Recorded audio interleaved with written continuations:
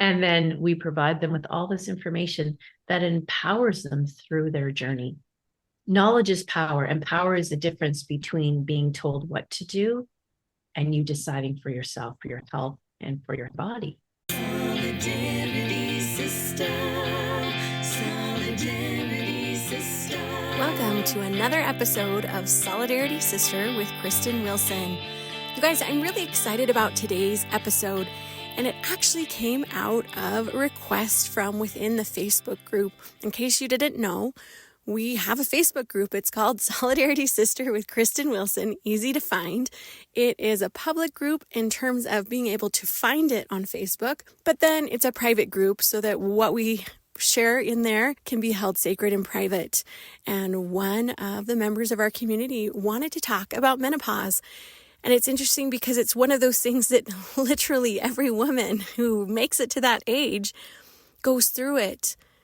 But so often it's done alone and in isolation, and we're not talking about it. We're not reaching out about it. We're not commiserating about the symptoms that go along with it. It is a mighty change in our bodies. And so today I'm super excited to introduce Mary Lee, who is a menopause doula. I did not even know that was a thing. She has a rich background in health and wellness, and actually she has a rich background in all kinds of ways. She's even a retired veteran of the Canadian Armed Forces, serving more than 24 years. She has just a wealth of knowledge, and she is bringing the skills and the experiences that she's had and coupling that with a lot of compassion and empathy. I love what she shares with us today, and you'll hear about an experience that Mary had in losing a friend. That also is helping to motivate her to reach out and create safe spaces for women so that we can do this in community and not do it alone. She has so many great things to share about how to show up for ourselves and how to really lean into community. I can't wait for you to hear it.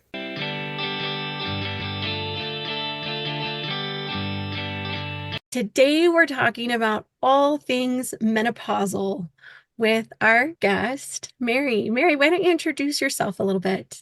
Oh, I'm delighted to be here. Thank you, Kristen, for letting me share with your audience. So here I am as a menopause doula. Yes, there's a doula for that. And doula is a Greek term, and it means a woman who serves. And of course, we affiliate the term with birthing doula, labor doula. But in actual fact, we can serve women in all facets of life, all walks of life, as we move through different stages, from birthing to our later stage, where we're really starting to birth our second spring, as it was told to me from one of my podcast guests. We're birthing into a new existence, a new purpose, where our role as a nurturing mother, or even in our role in reproductive years, has shifted, and then we become this new person. And for many women, it's daunting because we don't look at it as, oh, what a wonderful, exciting way to step into this new stage. No, we have to go through it, through the ugliness of the physical symptoms, the cognitive effects, and we wonder what's happening to me. And it's like a metamorphosis, really like a butterfly coming out of her cocoon. In Ayurveda terms, this stage as the time of wisdom, an age of wisdom. And we really do have to have walked through that journey, taking the experiences, if you will, and be able to look at our lives from a new perspective of that. I've earned my stripes. I've earned these scars, and I am so full of wisdom now. But it again, like, it's very daunting and confusing. The physical aspects alone, I don't know what's happening to my hormones. This doesn't make any sense. My doctor's gaslighting me. I'm being told one thing. I'm still hearing old rhetoric from the Women's Health Initiative that was canceled inadvertently and incorrectly. And it's just the old language. Now I don't know what to do. Is HRT right for me? Is it wrong for me? What I do as a doula, that's the role of a doula, is that we help you navigate through this transition. And the most important role as a doula is that I show up where you're at. We are compassionate listeners, first and foremost. Thank God somebody's listening to me. I can dump on them, because you go to a doctor, it's 10 minutes nowadays, right? Medical staff is overtaxed and still very much undereducated in women's health. And it's easy to like 10 minutes. Okay, I'm going to prescribe this woman some SSRIs, antidepressants, get out the door, move on to the next one. But we want somebody, we want a friend. We want somebody there to help us. And then the second role of the doula is empowerment. And how we do that is I facilitate, curate the information, facilitate access to resources that are credible, they're accurate, they're up to date, they've been validated by the leading experts in the field. And then we provide them with all this information that empowers them through their journey. Knowledge is power, and power is the difference between being told what to do and you deciding for yourself, for your health, and for your body. Oh, I think that's beautiful. I love that. And I love the sense of community that you're talking about too, in not going through this alone, that you're finding a place to have a voice and to connect. What does community mean to you? Like, what does a healthy community look like? Well, it's so funny because I consider that question from many aspects. I look at it from the hat that I used to wear as a communicator in public relations in a government. And so I looked at it from many aspects.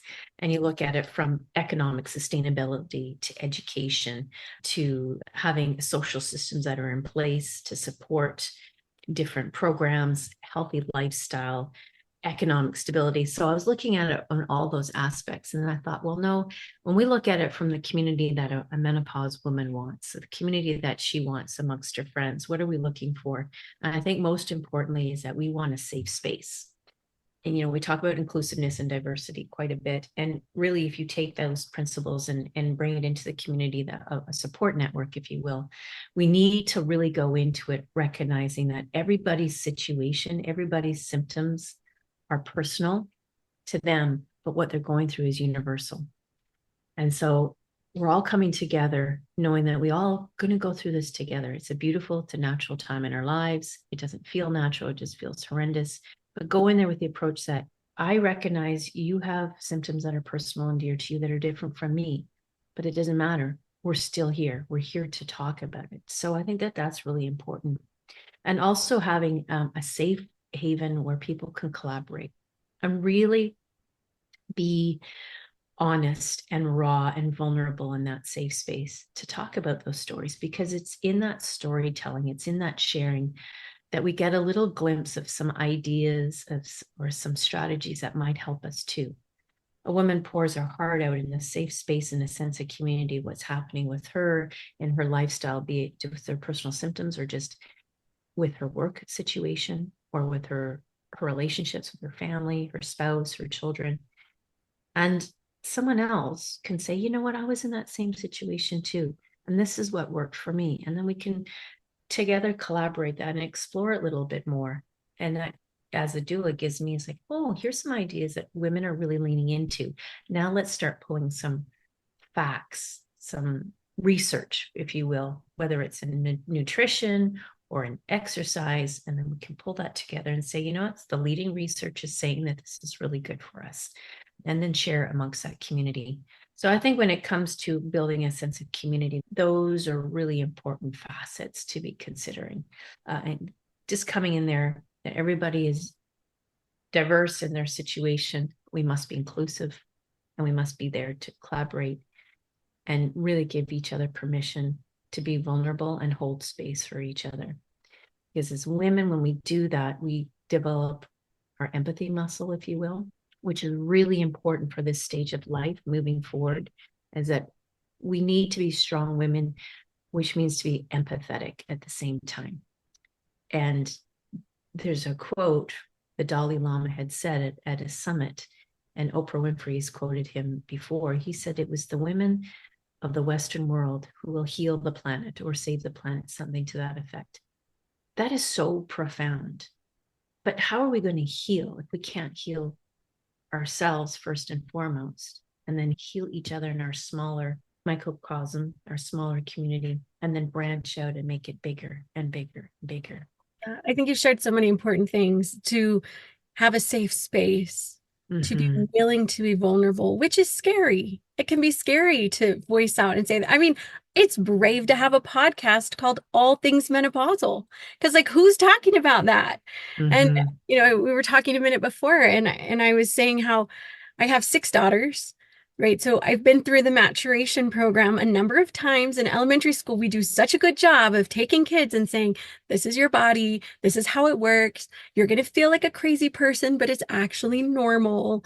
I've had that conversation most recently with my 11-year-old, who's sometimes like can't figure out why she's so sad or so angry or so whatever. And we talk about how hormones do that for us.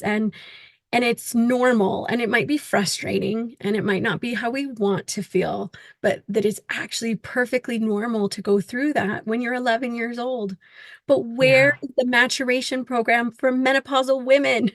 Where are exactly. we having presentations where we sit down and someone just says, this is how your body's going to change, and this is what's normal? And so instead, we're in these isolated pockets thinking that we're going crazy, Mm-hmm. sometimes we feel super hot and sometimes we feel super ragey. And sometimes there's just like this brain fog that you're like, why can't I think straight? Why is everything so fuzzy? Yeah. And no one is really talking about it. And no one is telling you what to do about it. Mm-hmm. It's it's really difficult to do in isolation. And I love what you're talking about and bringing into community, talking about what these things are, and being able to provide a safe space that we might not all experience it the same way in this, because we didn't all experience it the same way when we were 9, 10, 11, 12, 13, 14, 15, whatever, We Absolutely. Yeah. started our periods at different times and we had different experiences, but we all experienced a change, and Yes, all experiencing a change at this other end of life to be that's able right. to go through that. When I first Googled at one point, when I was like, maybe it's perimenopause, and it was like perimenopause lasts 8 to 10 years. And I was like, are you kidding me? What a rip. I'm sorry, but like, like that is so much longer than I expected. But it was also helpful to just have Yeah. that one tiny piece of knowledge to be like, okay, Bingo. okay. And like getting that knowledge out there, I think that's just so powerful. So, how do we do better at showing up for each other? What's helpful? What's not helpful? How do we do this better in community? I'm feel very strongly that we need to give ourselves first and foremost permission to feel into the way we're feeling.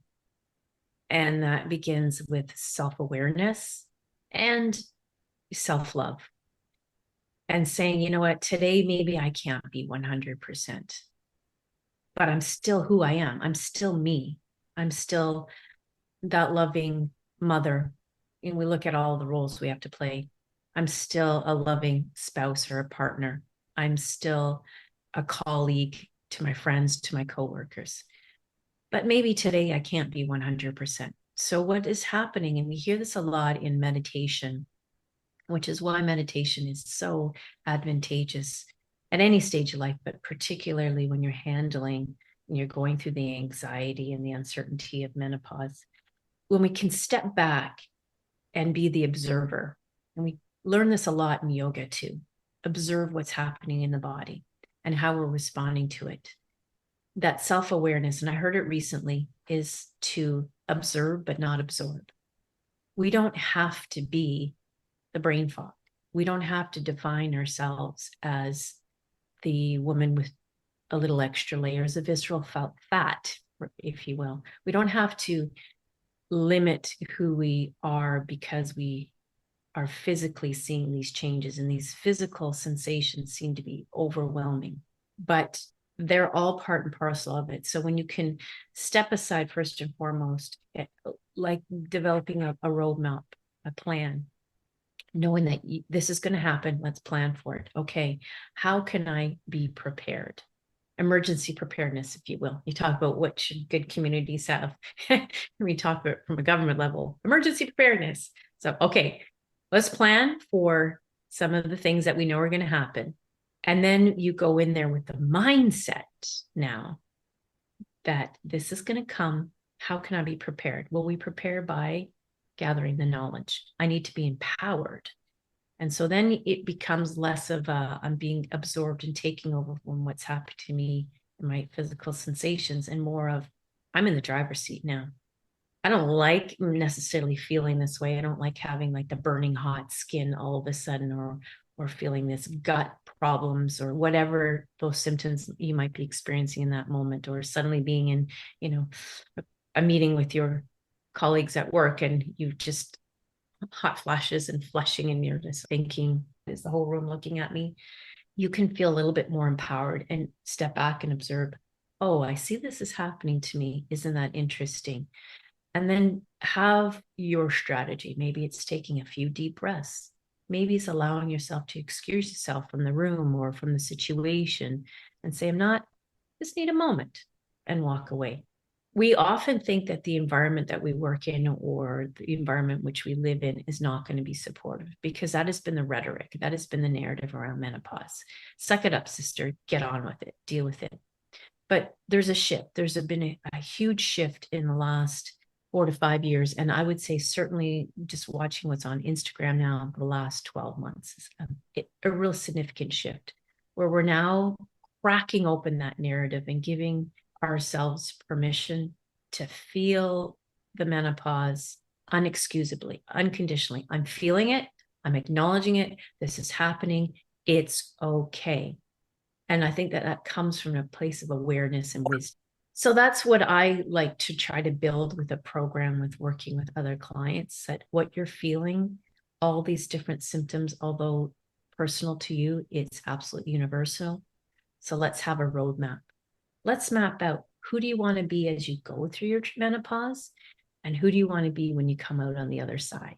And that begins with some value statements and making a mission or a vision statement for yourself. And then all of a sudden you feel like, I'm totally empowered because I'm in the driver's seat. You know, when we were younger, we used to make vision boards all the time. Ooh, who do you want to be when you grow up? And that was fun because we could daydream, we could imagine, and we could tap into that, our childlike spirit. Well, there's nothing says that we can't do that again as menopausal women. Let's tap into our imagination, or tap into the old ideals that we used to have of ourselves, and really say, yeah, I remember her. That's who I want to be. So let's get her back. And we work with that. I work with my clients on that. And I always help them, like, don't become the victim to your symptoms or what you're feeling physically. You don't have to sell yourself short. You're so much more than what you're feeling physically. You're this emotional individual. You're a spiritual individual. And we start tapping into all those different aspects. I love that. I love that, not being defined by any one thing, and being able to be empowered by focusing not on what you can't control, but on what you can. You can't control that certain physical symptoms might come at a certain time, like when you're in the meeting and you felt some hot flash, but you can control what you do next. You can ask for a pause. You can have that. I just recently read a book by Elizabeth Smart, and I talked about it on a recent episode. And, she was kidnapped at 14 years old and abused for 9 months before she was recovered. And one of the things that she talked about was that we are not defined by what happens to us, but by the choices that we make afterwards. And you look at this beautiful, incredible life that she's created and the number of people that she's positively affected, not just her own husband and small family, but like really thousands and thousands of people. And it wasn't what happened to her, but it's the choices that she made afterwards. And having the reminder that we always have the ability to make choices and to decide what comes next, and to create our own vision board or roadmap, or to dream up the next thing. I love hearing stories about women, and men too, but who have discovered talents when they're older, who became an artist, or a painter, or whatever, and didn't even start until they were older. I just actually read an article about a woman who started to swim at 66. She's now 99 and still competing. That's and amazing. She won all kinds of medals, but she wasn't a swimmer until she was 66. And I love those kinds of stories, that you don't have to have it figured out. I have some young adult children. And I think sometimes there's so much pressure as you're like a senior in high school to know what comes next. What college are you going to go to? What are you going to major in? Like to have your life planned out. But you're like a baby at 18. Like all you have to worry about is just the very next step. And that's Yeah. it. And then you can figure it out. And then there will be opportunities in life to reinvent yourself again or to find a new pathway. Like, I never thought I would have been a podcaster. And here we are, I'm 45. And Uh, we have new opportunities to create and learn and change. And we don't have to be put out to pasture, ex- Like, there's exactly so that. much life left. Yeah. And we need to tap into that. I mean, so many ancestral tribal cultures are indigenous cultures. They're elder women. I mean, the elders, they give them that namesake. She's the elders of our band, of our First Nations group here in Comox, we're the First Nations. And they are highly revered. And they gather around in circles or in the big house, for example. And their elders, what do? They sit around and they story tell. And the younger generations just lean in and listen, because in those stories, we're learning something. And that is all the beautiful part of gathering together in community or in circle. And that is what I really feel like we need to bring back in our Western culture if we truly are, as the Dalai Lama says, to be saving, healing our planet. We need to come together in these big circles and hold space and have those discussions, because in there is the wisdom. And our wisdom as females is to birth, nurture. It's in our genetic makeup, it's in our DNA. So why can't we have that wisdom to birth and nurture our new self, who we will come out of, that the ugliness, that confining space of the cocoon, and it's uncomfortable. And then we just kind of wiggle our way out of it and just this spread our wings, and there's just this beauty about us. But instead of looking at it from a superficial level, our beauty is not just what we see on the outside, because we put way too much emphasis on that. The beauty is what we bring to the planet, and it's that empathy. I mean, some of the most beautiful women I think of that are in their senior years or elder years, I don't even look at their skin. I don't even look at the shape of their body. I'm just so drawn into their energy. It's just so warming and beautiful. And that's what we need to embrace. That's what we need to celebrate. And on another point, because you talk about your daughters, and I have a daughter too, who's 21 or soon to be 21, and a stepdaughter who's 32, is like, how am I showing up for them? Because everything that I do right now sets the example for them. And I truly want them to remember, oh my goodness, when my mom went through this, yeah, she acknowledged it was uncomfortable, but look what she did instead. She became a doula. She has a podcast. Who knows what else I'm going to do between now and and when I come out the other side. And I want them to feel that inspiration, because we didn't have that. I know my mom didn't talk about menopause. I'm sure, Kristen, your mom was probably Not at thrilled we all. didn't. It was taboo. And why not? Like, sometimes I wish I could just go back in time and ask her those questions now and learn from it. So I kind of feel like the Gen X women were figuring this out all on our own, because we didn't have our baby boomer parents, or the silent generation, I should say. They truly were silent on so many aspects. We didn't have that. So we are kind of setting a new stage, a new standard for how we approach menopause in the 21st century and beyond. And it's a beautiful thing. And it's slow and it's painful. And educating the medical staff is difficult, but we're getting there. And there's a lot of leading medical practitioners that are really coming to the forefront. Dr. Jen Gunter here in Canada. We have Dr. Lisa Mosconi, who's writing about brain health.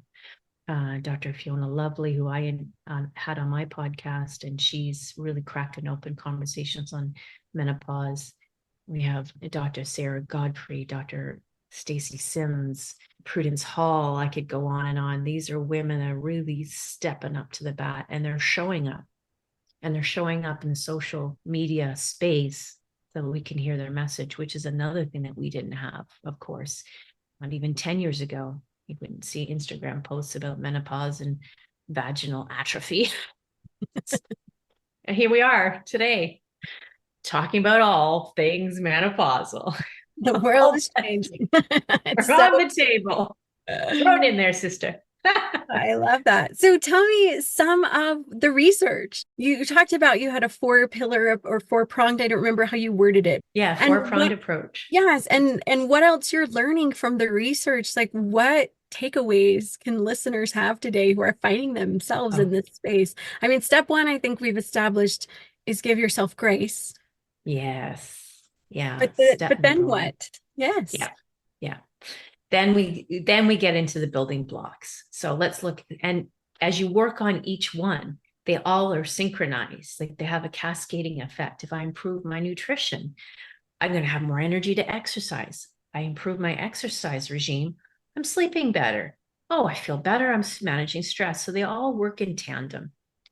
So when it comes to the nutrition, and please, like listeners, don't go out there going, oh, I got to do everything all at once. Baby steps, baby steps, baby steps. Okay.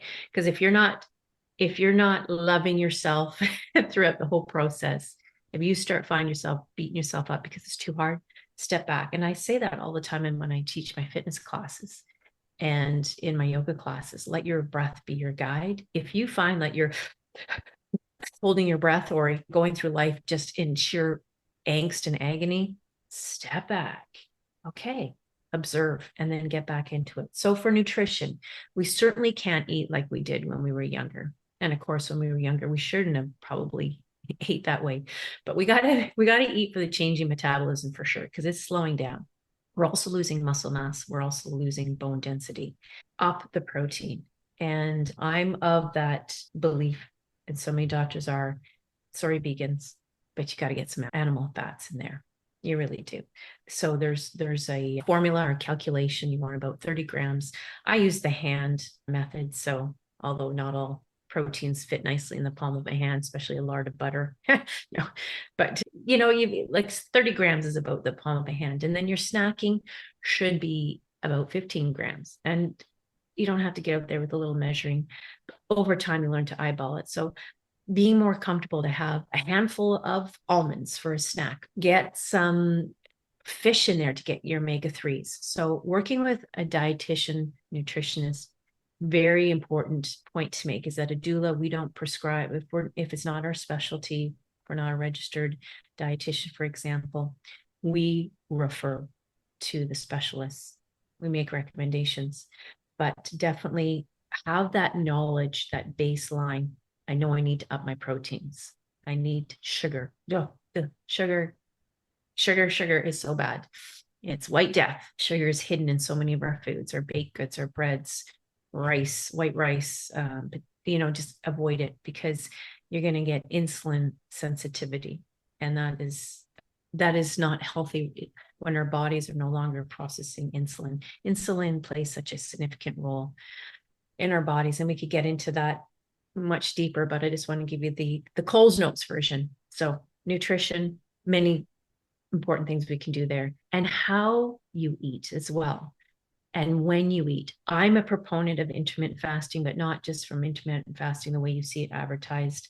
I follow the time restricted eating, TRE, and you can learn more about that from Dr. Marie Claire Haver, who wrote the book, The Galveston Diet.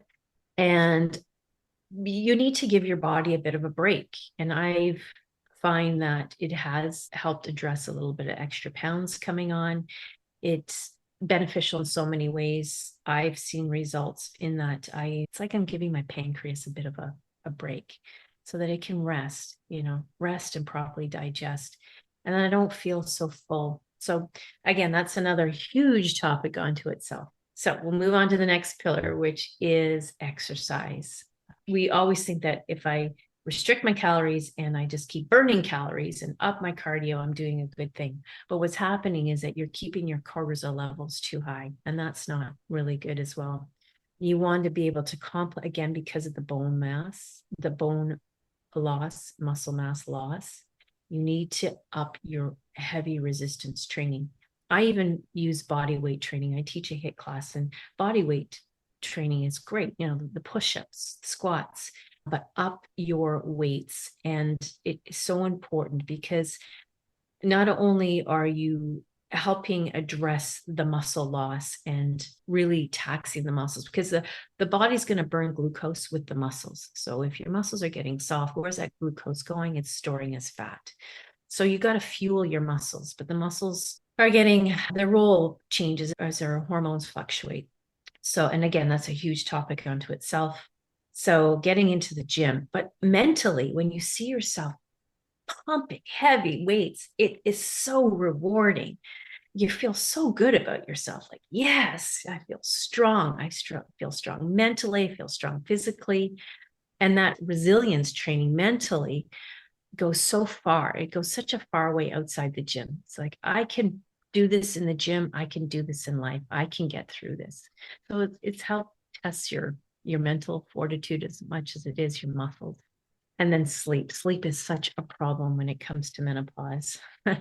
And there are things that you can do about it. Again, talk to your doctor about HRT. And if you're getting gaslit by your doctor saying, you don't want to prescribe HRT because it causes breast cancer, find a new doctor, or pick up the book Estrogen Matters from Abram Blooming and Carol Avarice.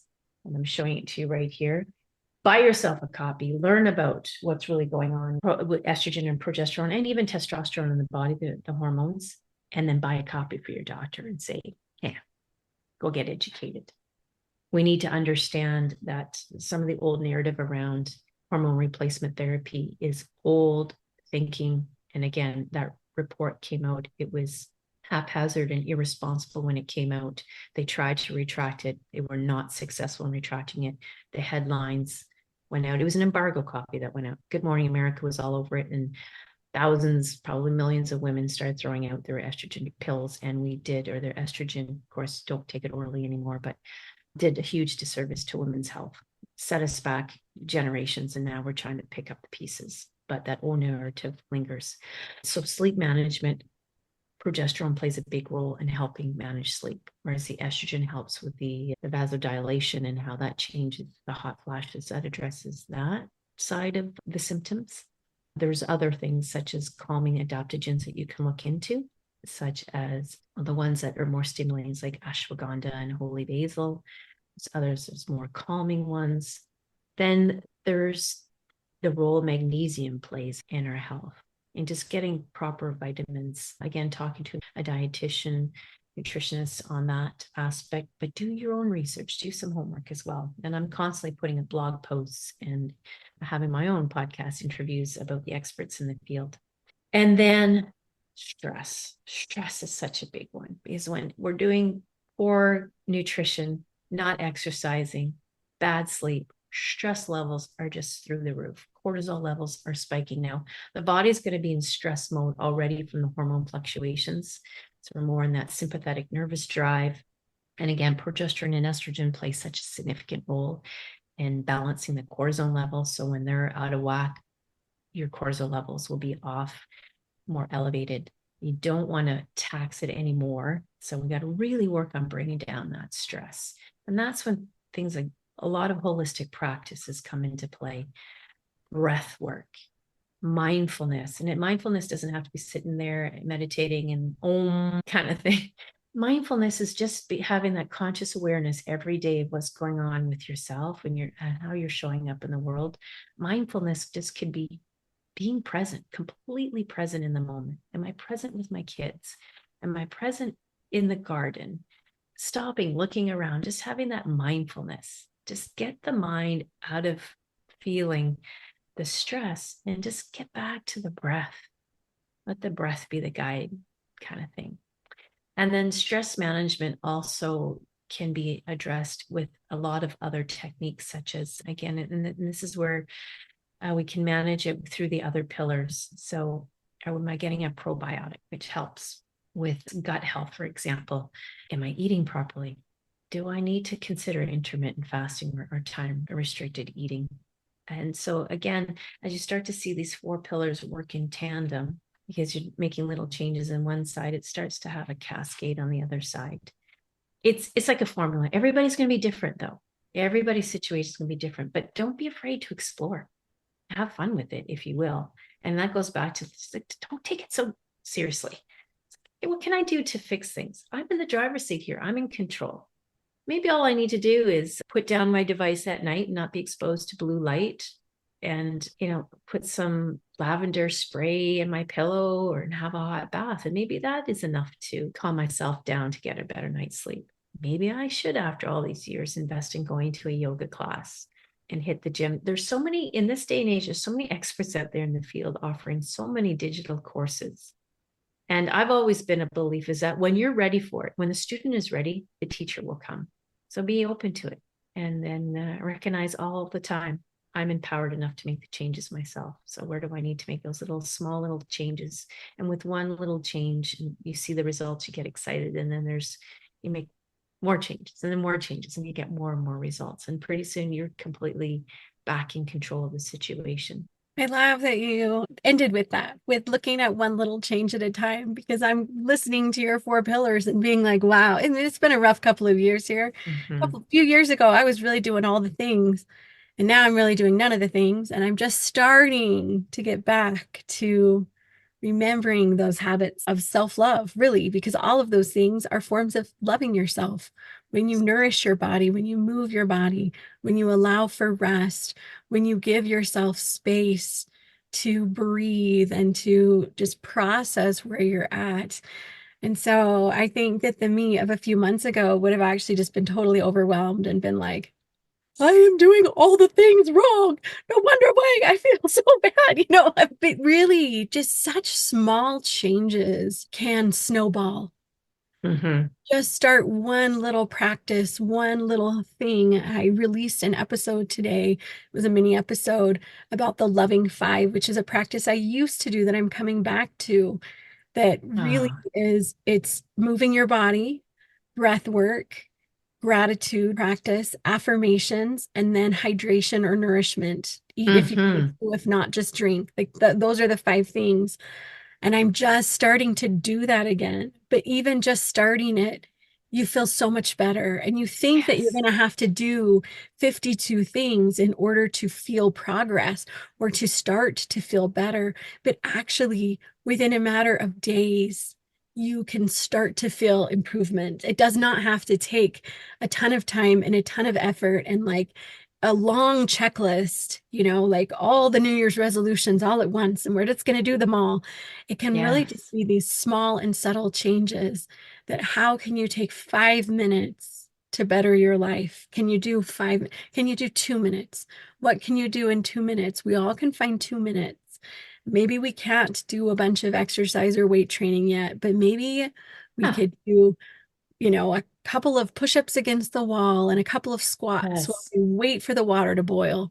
I Like, was just going to say, yes, just something, because being able to start to get that positive feedback, because your body gives you positive feedback when you love on it, then and it's right away. It gives you encourages that you. feedback. Yes, it Oh, encourages you to then keep going and to get into these places. Because the things that you're talking about, for the most part, I mean, there are nuances like, hey, get more protein or whatever, but for the most part, we are talking about the basic, the like basics. sleep, eat, move, lower stress. Like, how many times have we heard that these are the things we need to be doing? This Mm-hmm. isn't a new concept. Sadhguru, who's Yogi Mystic. I don't know. You follow. I just love Sadhguru, and he's quite funny. But he says, "Why do human beings make the simple so impossible? Why do we have such a hard time with easy? Why do we have to complicate the basics?" And it's so true. And then we beat ourselves up. We self-sabotage. We punish ourselves as though, oh, I fell off the rails. I am not keeping up with something that, years ago I used to be so dedicated to. That's life. But have fun falling out, get right back in. That is just life. Forgive yourself and move on, and just welcome it. It's like, oh, welcome back. I forgot that routine. I'm so fun to be back doing it again.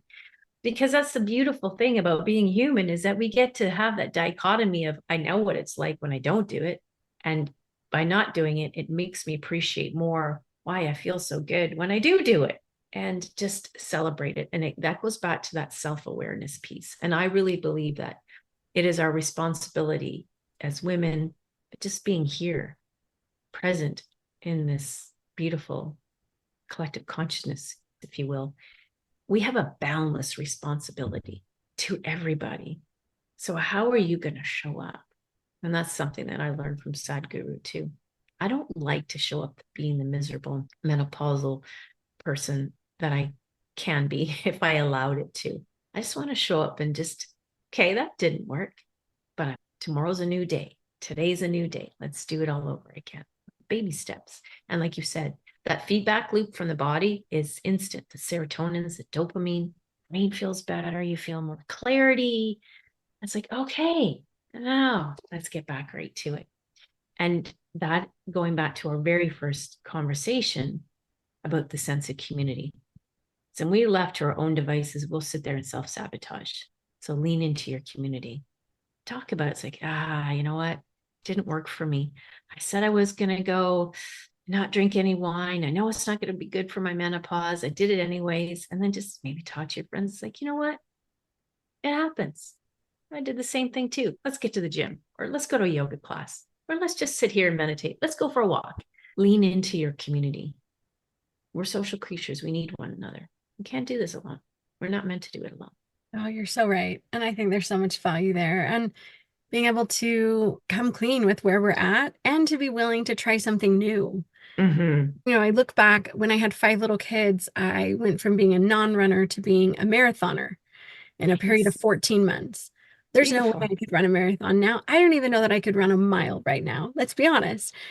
But I'm hearing you talk about how some kinds of exercise, there's that increased cortisol. Maybe going back to running wouldn't be the best option at this season. Maybe it's weight training. And so being able to say, I can get back to it, but what it is can change and shift and grow. Maybe it's a yoga practice and you haven't done yoga before, like you'd mentioned, Mm-hmm. or Mm-hmm. whatever the thing is, but we are resourceful. We are Exactly. resilient, and being able to look at what's working, and that leaning into community can often give us ideas. Like, hey, I'm trying this, but it's not working for me. You're good at this. How are you doing that? How is that working for you? Yeah. Because sometimes, and I hear what you said about, I don't want to show up as like the sad menopausal woman, but like some days we just are. And it's good to have a space to show up just where we are and not, Exactly. have to put on a mask or a front or show up in a way that's really not authentic to how we feel. But being able to question, what am I going to do next with this? This is how I Mm-hmm. woke up. I can accept this. I can notice this. I can be present with it. But Yeah. what am I going to do next so I don't just live in this space?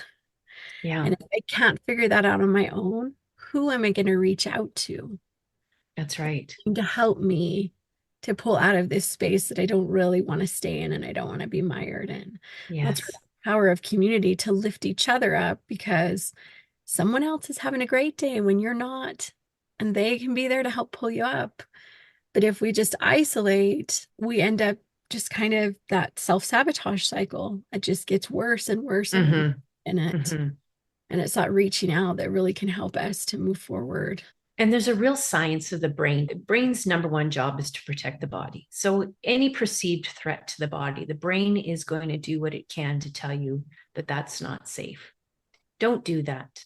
But the brain really defaults to memories. And that's a pattern that establishes over time. We have these thoughts. These thoughts start guiding our actions, and our actions become our behavior, and the behavior becomes our habits, and the habits become eventually our characteristic, our personality. If our personality has a tendency to default to the negative, to the old narrative, to the fear-based mind, then we will continue to live in that fear-based mind, always scanning the environment for looking for excuses not to do something. Or the brain, as they say in post-traumatic stress trauma cognitive behavior therapy, it's a PTSD brain. And it has been said that menopause in itself is a form of trauma. That side of the brain wants to keep you there because it's developed a neurons, a pattern, if you will. And it's easy to default to that pattern. So when the body's going through something uncomfortable, the brain's saying, don't go out to the world, don't talk to other people. You're just going to be mocked, embarrassed. Don't make yourself look vulnerable. Nobody's going to help you. And then it's just going to get worse.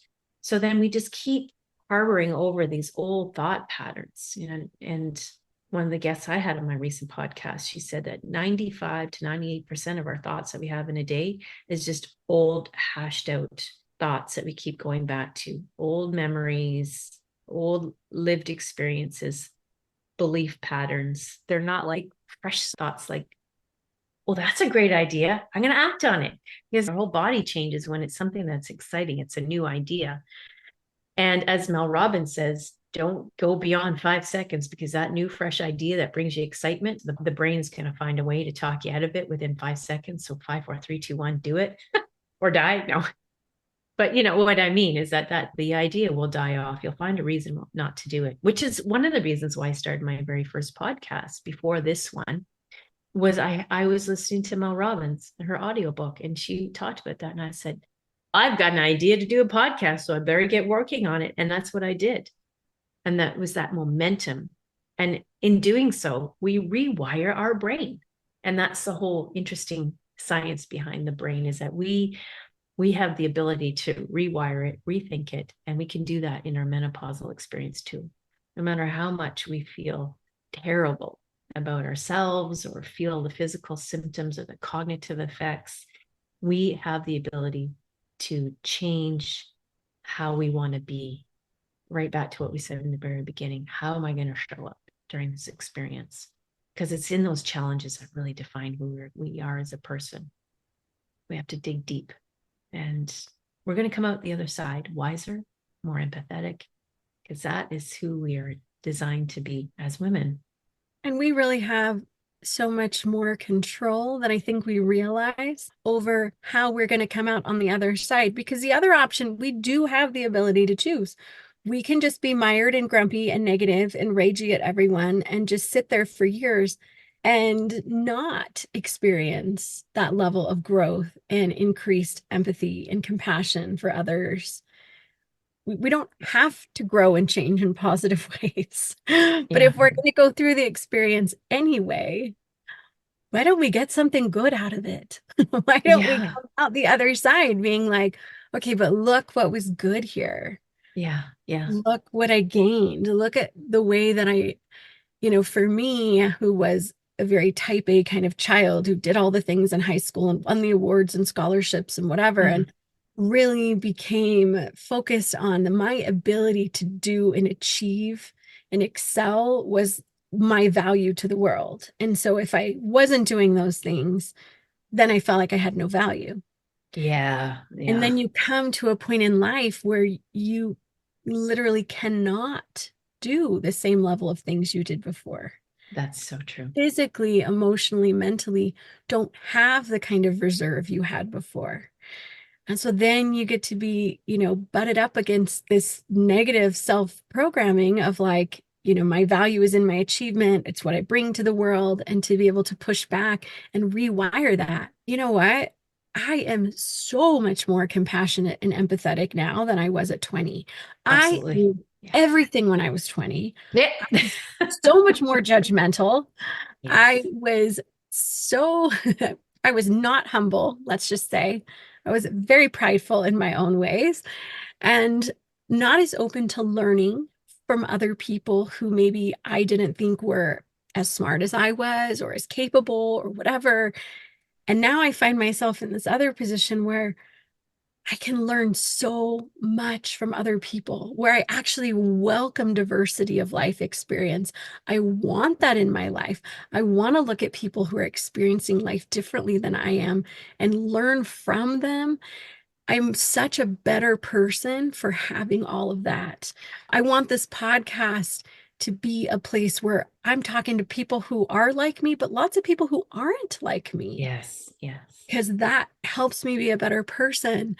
And so my value isn't so much in what I do, but it's who I'm becoming and the quality of my heart and the quality of my character and how I want to show up for people. And maybe physically in the doing part, it's actually diminished from what it was all those years ago. I don't have that kind of, I just don't have that many spoons anymore. Yeah. The Yeah. quality of the spoons that I have are so much richer. And so I can benefit the world in a different way, and I can just be in a different way, and without having those experiences that I wouldn't have chosen all of them, and even different traumas that I've experienced in my life where in the aftermath I certainly wasn't to the same capacity level because I was trying to, reel from what I'd experienced and work through that. But now I can listen to people and hold space for their stories and really sit with them in a way that I just wasn't capable of when I was so busy hustling for my worth and endure mode. And I wouldn't want to trade those. I mean, I wish I could have learned it differently, not gonna lie. I wish there was a way that we just didn't have to have those negative experiences or difficult Yes. things. Yeah. But I don't think there is. Yeah. I think that those things are life lessons that teach us that whatever comes into our life really can be for our good, even though the experiences of itself we might not call good. That's right. Yeah. And we can take from that and grow and change from wherever we're at. And I feel like I'm a better person now, but I don't look back and dislike the person I was because I think that version of me was doing the best that she could with what she knew. Yes. Yes. She was Yes. working at it. And if she'd known better or known differently or understood differently, she would have shown up differently. I think about one time, and it's from time to time, this comes back to my mind when I was a fairly young mom. I have 8 children total, but I had a few younger kids, and we were at church. And I had to take one kid to go to the bathroom during our sacrament meeting, which is the equivalent of mass. It's like the main meeting where everyone is. And there was another mom out there with one of her kids, and he was kind of wandering the hallways. And I wish I could take back what I said, but I look back and I said Mm. something to the effect of, we bring fun activities for our kids. There were things like coloring books or like small Mhm. children's quiet books or whatever, and maybe a snack. And we leave them in the meeting so that they'll want to be in the meeting. And then if they leave the meeting, they don't really get any of those things. And it's kind of this way that we can encourage them to be there. And she just kind of like looked at me and was like, okay. And I'm still friends with her now. And she probably doesn't remember this at all. I remember this. I didn't know her son was autistic. Oh, I yeah. didn't know that she was showing up in the best way possible for her son, Yeah. who's Yeah. now much older. I mean, it's probably been like 16, 18 years. I mean, it's been a long time since Yeah. this happened. And I thought I was giving good parenting advice, right? Because I had some kids that were older than her kids, and I was a little bit further along. And if I were to see a mom now with their kid, I would just be like, "You're doing a good job, mom." And that's all I would say. I Yes, would say exactly. hello. I would say nothing else because you don't know other people's experiences. But I was so turned into myself but I just didn't see it. And I wasn't trying to be mean. In my mind, I was giving her helpful parenting advice. I was going to make her a better mom that day. Yes. And Yes. I was in the wrong. Yeah. And Yeah. there's so many life experiences I've had that have helped me to not be like that anymore. But I look back to that version of me and I think she really was.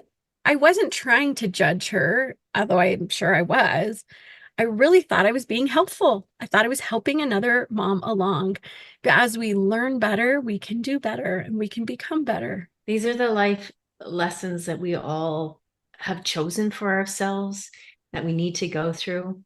And they suck sometimes when we go through them, but they've left such an indelible impression that as the version of ourselves we never want to go back to. But not having experienced it robs us of the opportunity to learn empathy, right? And I think that the lesson is in the doing. We've heard it. It's my favorite book is Think and Grow Rich. And Napoleon Hill says that. And every failure is the seedlings of success. And they're life lessons, not just trying to invent the greatest invention or the best company to start up. Like, we're talking simple everyday things. Those sage advice, those 13 principles in that book can apply to anything and everything in life, including learning how to be a better parent, learning how to be a better friend, learning how to be a better compassionate person for ourselves. We have our failures, but in every failure is the seedlings of success. We just don't see it at the time when we're in it. And then, like you had said, now you can step back and look at it and go, oh, that sucked, but I understand why. I get it. And I'm a huge believer in the lesson is in the doing. You can't read it in a textbook. You can't, watch it and see it in a manual. You can't be told how to do it. You got to get out there and experience it. That's life. That's the beautiful thing about life. And that self-awareness, not beat ourselves up. It's like, okay, that didn't work. Let's try something new. Yeah. Got to keep that at the forefront when you go through the menopause journey too. Because there'll be times, let me tell you, it can get so ugly. I sadly had lost a friend who took her life because it was so ugly for her. She just did not know who was there to support her. And I learned from it. Maybe that's what's driving me to do what I'm doing today. So I never want anyone to feel alone. I never want anyone to be in that position where they do not know who to call or to pick up a phone or, who to follow on, say, Instagram, just to give them that little piece of advice that comes when they need it to stop them from doing something very horrific to themselves. We're going to get through it. Going to get out on the other side. It's okay. But I'm driven to make sure that women have that sense of community and lean into the good, the bad, the ugly. And it's so powerful, like, honestly, and what a beautiful tribute to her to keep reaching out and to remind women that they can reach out, that we don't have to do this alone, that we shouldn't do it alone. We weren't wired for that. We actually weren't wired to do life alone. We are social creatures. And I think women need each other even more in a different way. I believe so. I think men need a brotherhood. I do. I think that they need some kind of connection, but I think it's different than the kind of connection we need as women. But we need to have each other. And I think that's so valuable. I so appreciate all of the tidbits I've learned here. I'm excited to go back and re-listen too and have those things, because I just have a lot of brain fog. So I have to multiple times, like I tell my kids, they're like, Mom, can you get such and such at the store? And I'm like, only if you text me. I need it in writing. I need it in writing. If you just tell me, it's probably a no. Even if I say yes, I will forget that I said yes and it's not happening. No, I need those things in writing, or I need to listen to them multiple times. But tell me, where can people find you? So you have your podcast, All Things Menopausal. That's right. How else can people find you and connect with you? Or if they're interested in doula services, like where do they get to you? Okay, so my website is mlcoaching.com, and it's phonic spelling of my initials, ML Mary Lee. So it's E-double-M-double-E-double-L-E. So MEMMEELLE, coaching.com. And you ask why ML? Well, M is a German term for universal, and L is a Greek and Hebrew term for feminine. And menopause, what can be more universally feminine, right? So that's so cool how my brain works. Words and symbols.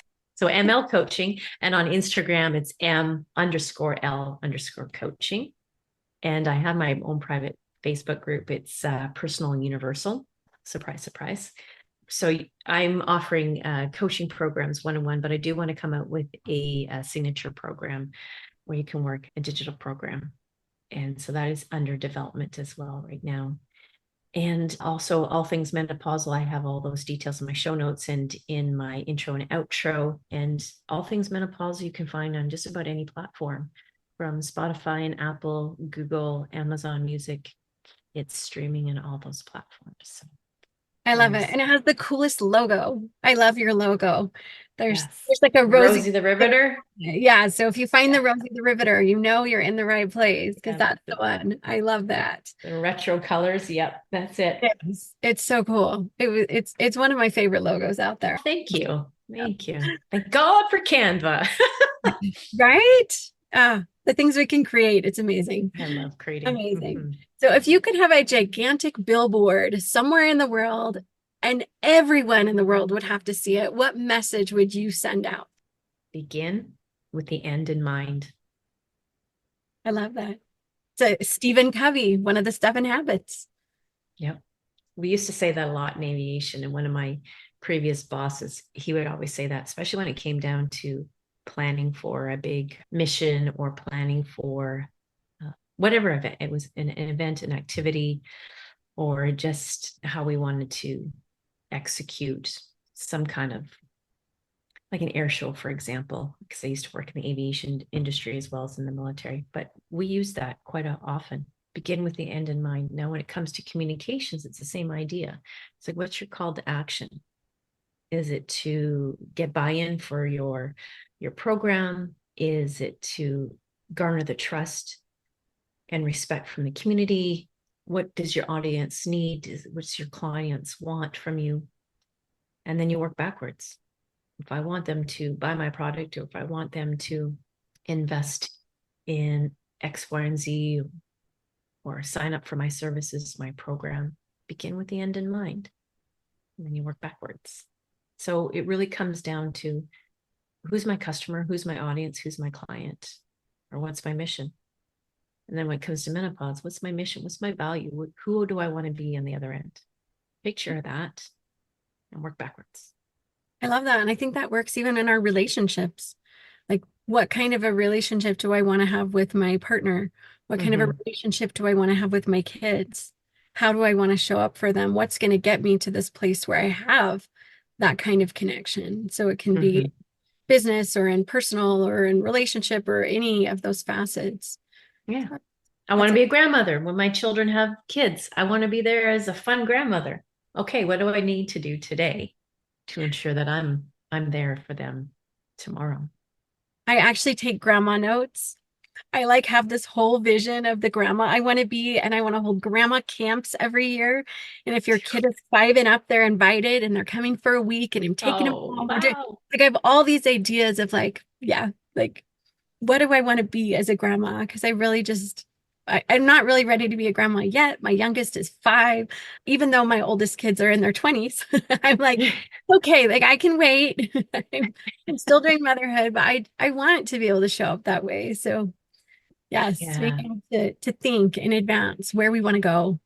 And it really helps us to see the path when we can see that destination. I think being a grandma, that's a reward for doing everything through our lives and then gaining that wisdom and that empathy. Because when we're a grandma, all of a sudden we're not parenting, so we're that fun adult role in this child's life, but we get to do all the fun things because we were so stressed about being the parent the first go around. Mind you, you've got a nice spectrum, so you probably have been able to tweak and modify since child 1 to child 8. Did you say 8? Wow. There's an award right there. I admire you for that. Good for you. Thank you. And do you have any final thoughts you'd want to leave with our listeners? I'm going to go back to the very first one, and that is really be there for yourself. Have self-love and self-compassion first and foremost. And then remember that it doesn't have to be pretty and it doesn't have to be perfect, but it's still an experience. And remember that you're going to come out the other side okay. But if you want to feel more empowered to get there, sit down and have a plan. And if you don't know how to do it yourself, reach out to your girlfriends, reach out to your community, even reach out to a doula and lean in and really embrace what it means to explore feminine power. And that is creativity, that is nurturing, that is sense of community. So use those tools that the good universe, God, source energy gave us, whatever you want to call it, because these are our little tickets to the future. These are our gems. These are our tools in the toolbox. I love that. Well, thank you so much for being a guest today. Thank you, I Kristen. so appreciate having you here. And thank you for those who are listening. We appreciate you. And we're grateful that you're part of the Solidarity Sister community.